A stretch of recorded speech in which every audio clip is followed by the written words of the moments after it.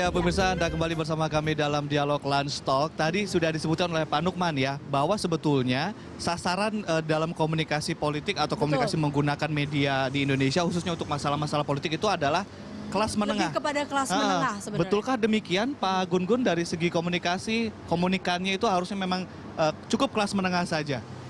Bukan cukup kelas menengah aja, tapi biasanya dalam teori-teori perubahan sosial, termasuk juga memang dalam konteks praktek ya, perubahan sosial di Indonesia dan di beberapa belahan dunia, itu yang menggerakkan itu memang kelas menengah. Ketika kelas menengah ini menggeliat dan kemudian mengambil sikap yang solid, itu biasanya kemudian dia akan menggerakkan klaster-klaster lain. Contohnya misalnya general public, masyarakat awam. Kan kelas menengah itu sudah masuk di attentive public ya, publik berperhatian namanya. Contoh misalnya revolusi di Mesir yang disebut revolusi 20 itu juga kan digerakkan kelas menengah. Revolusi Tunisia sama. Revolusi Tunisia itu digerakkan dari Twitter, itu juga kelas menengah. Kemudian 98 di Indonesia juga mahasiswa dan kelompok profesional kelas menengah juga yang kemudian membuat isu ini semakin masif. Artinya apa? Kalau dari beberapa studi kasus tadi menunjukkan bahwa ketika ada kelas menengah yang kemudian masuk, mengambil inisiatif, ada politik kerelawanan untuk kemudian menggerakkan isu, maka isu itu akan punya efek domino. Contoh misalnya. Jadi opinion leader begitu ya Pak ya? Kita lihat di pemilu 2014. Ketika rame-rame orang kemudian ingin mengkontrol imparsialitas penyelenggara pemilu, tiba-tiba misalnya ada teman-teman muda yang bikin kawal pemilu. Ini kan kelas menengah sebenarnya. Dan hasilnya kan lumayan ya untuk kemudian mengawal pemilu ini jauh lebih baik. Artinya kalau mau efektif, pelajari dulu kelas menengah sebagai komunikan, lalu kemudian pelajari kira-kira media apa yang efektif begitu ya? Atau seperti selama kelas menengah tidak terusik, berarti itu akan tetap aman, seperti itu? Terusik untuk apa? Positif atau negatif? Itu kalau misalnya kelas menengah ini ada semacam impresi dari pemerintah, kelas menengah misalnya tertarik, bisa aja kemudian semakin banyak dukungan. Contoh misalnya kemenangan Pak Jokowi pun, Mas Nukman, di pemilu 2014 kita bisa lihat undecided voters itu, ya kan, kelompok yang kemudian belum memutuskan pada saat disurvei, itu rata-rata diisi kelas menengah terdidik. Yang masuk kemudian ke lumbung suara, ke bilik suara itu injury time. Nah, pun demikian dalam konteks perubahan apapun. Misalnya reformasi 98 ataupun misalnya sekarang mendukung atau tidak mendukung Pak Jokowi. Menurut saya Pak Jokowi juga harus kemudian memahami betul karakteristik, contoh misalnya para pengguna sosial media. Para pengguna sosial media ini kan banyaknya kelas menengah juga. Ini kalau kemudian ada jejaring yang sudah kemudian mulai solid, apakah misalnya apatis terhadap pemerintah atau justru optimis dengan pemerintah? Optimisme tentu akan memperkuat public trust nanti, kepercayaan masyarakat pada publik. Tapi kalau semakin apatis, lama-lama Pak Jokowi akan ditinggalkan. Itu yang agak beresiko. Beresiko seperti itu. Kita ke Pak Nukman. Pak Nukman, ini kan kelas menengah, tadi kita sedang bicara masalah kelas menengah. Kira-kira kalau dari sudut pandang Anda sebagai pakar telekomunika, media-media apa saja yang kemudian akrab dengan kelas menengah dan pesan yang seperti apa yang kemudian bisa lebih efektif dicerna oleh mereka? Selama ini kan ada pemahaman bahwa kalau mau pesannya massal ke semua orang Indonesia, itu ya pakai TV. Pakai TV. Cuman menariknya, ini kecenderungannya orang-orang kelas menengah itu, begitu dia akrab dengan Twitter, Facebook, Instagram, dan lain-lain itu, waktu nonton TV-nya berkurang. Orang Indonesia rata-rata nonton TV 4 jam. Pengguna media sosial nonton TV cuma 2 jam. Tapi dia di internet 5 jam, dan Twitteran, Facebookan itu kira-kira hampir 3 jam. Berarti waktu terbesarnya di media itu dipakai di sosial media. Bukan nonton TV, bukan baca koran, bukan denger radio. Kalau website termasuk. Website yang 5 jam itu termasuk. 5 jam. Dari 5 jam itu 3,5 jamnya dipakai untuk sosial media. Jadi kalau mau menjangkau mereka, nggak lagi lewat TV saja, tapi utamanya lewat sosial media. Karena orang kelas menengah itu nonton TV adalah apa yang ditonton temennya. Dengar radio apa yang didengar temennya. Baca koran apa yang dibahas di sosial media. Yang di-share sama teman-temannya itu begitu ya. Lebih tahu informasi lebih cepat dari sosial media dulu ya kan, lebih daripada dari. Makanya efektivitas terbesar sekarang untuk kelas menengah ya sosial media. Oleh karena itu government itu programnya apapun itu utamakan ada intensi yang cukup di sosial media.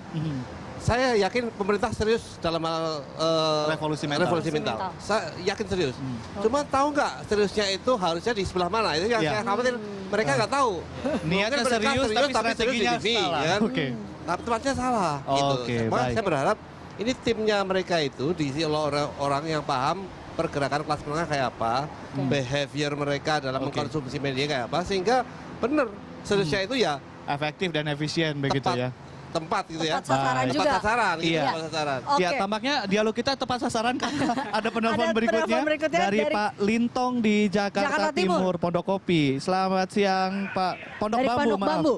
Selamat siang Pak Lintong. Selamat siang, Pak. Ya, silakan Pak. Tolong keras sedikit suaranya. Iya, silakan Pak. Jadi ini masukan saja. Karena revolusi mental yang disodorkan di TV kita di Berita 1 itu terlalu teoritis. Ya.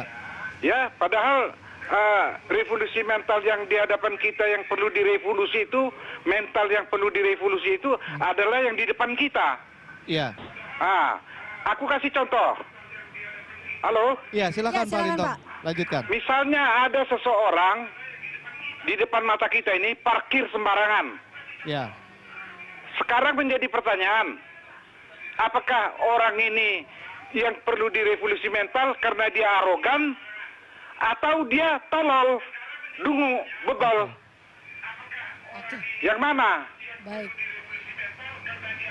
Halo? Ya, Ya, artinya baik. mungkin Pak Lintong ingin mengatakan bahwa website, artinya kita bicara masalah revolusi mental dengan websitenya, artinya Iya, itu adalah langkah yang menurut tidak saya terlalu real. teoritis. Website, golongan menengah, Ya, ya. itu terlalu teoritis. Padahal di depan mata kita dan gampang mengatasinya. Ya. Iya. Oke. Ya, kira-kira menurut Anda Pak, pemerintah, Mengatasinya ya, supaya dirubah itu mental atau kedunguan itu adalah hukum. oke. Oh, oke, baik, baik. Oke. Kalau Baik. salah tangkap. Oh, oke. Baik, ditindak Begitu aja. tegas begitu ya. Lebih, Baik. di sini kita- mungkin ya baik, terima kasih Pak Lintong. ya, Iya, nah ini Ya, berarti ini yang diharapkan ada revolusi mental, revolusi benar-benar ada mental dalam- perubahan ya. ada kan, perubahan sikap, berarti dan seperti yang paling itu. penting adalah penegakan hukum. Hukum. Ini yang paling penting. Bagaimana Nah. mungkin sebagai Iya. sekalian Closing statement, Pak juga. Gun-Gun. Revolusi mental ini kan nanti akan sistemik. Iya. Salah satunya adalah penegakan hukum pasti. Memang tidak bisa dilepaskan karena kalau ada pelanggaran, ada misalnya upaya kemudian merusak keadaban publik, ya tentu hukum kan, selain etika tentu. Ya. Yang kita bahas hari ini kan sebenarnya bagaimana proses menyosialisasikannya supaya kemudian konsep besar revolusi mental ini sampai ke bawah, Ya. kan gitu kan? Oke. Ketika itu kemudian tidak sampai, maka pasti yang namanya revolusi mental itu akan polisemik, multimakna. Jadi semua orang bisa menafsiri sesuai dengan cara pandangnya sendiri-sendiri. Nah, oleh karena itu sebagai closing, harus ada sebuah gerakan nasional yang lebih sistemik Oke.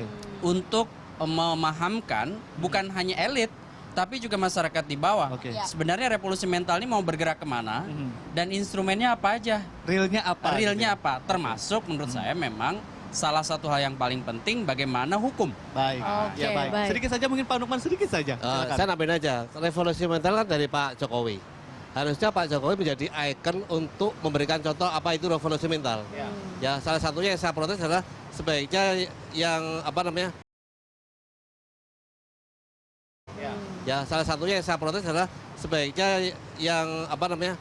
Fitnah itu, fitnah presiden itu pasal itu nggak diterusin aja. Oke. Itu karena nggak revolusi mental banget. Oke. Kontradiktif begitu ya. Kontradiktif. Oke, ini Baik. revolusi mental adalah tema yang besar karena memang bangsa kita bangsa yang besar yang Ya. punya mimpi besar. Semoga saja revolusi mental bisa terlaksana dengan baik. Masyarakat kecil juga terrevolusi juga mentalnya Ya, karena tadi lebih rata baik. ya, jadi tidak hanya yang elit tapi bawah juga Dan bisa kita dapat. tunggu mungkin PMK dari Kementerian PMK untuk websitenya kami tunggu nanti. dibuka Dibuka, ya, nanti biar kita akan buka. penasaran juga nih Apa seperti aja apa sih di dalamnya sebenarnya. revolusi mental? Biar bisa ikut, Biar bisa ikutan. kira-kira merevisi atau Merevolusi. ada merevolusi. Revisi, websitenya direvisi. Iya, baik. Oke. Baik, Dialog ternyata kita, sampai di sini perjumpaan kita dalam Lunch Talk. Saya Eliza Hasan. Dan saya Ade Mulia mengucapkan terima kasih atas perhatian Anda. Sampai jumpa.